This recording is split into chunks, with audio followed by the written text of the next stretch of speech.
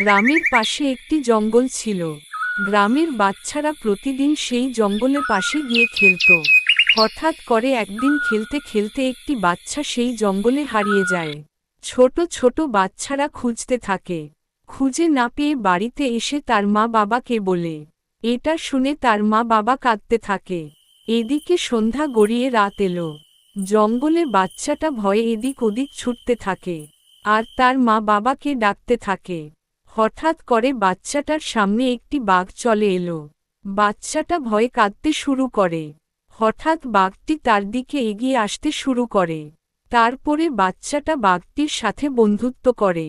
বাঘটি ছিল অত্যন্ত ভালো। বাঘটি তার সঙ্গীদের কাছে নিয়ে গেল এবং বাচ্চাটি বাঘগুলোর সাথে খেলতে লাগল।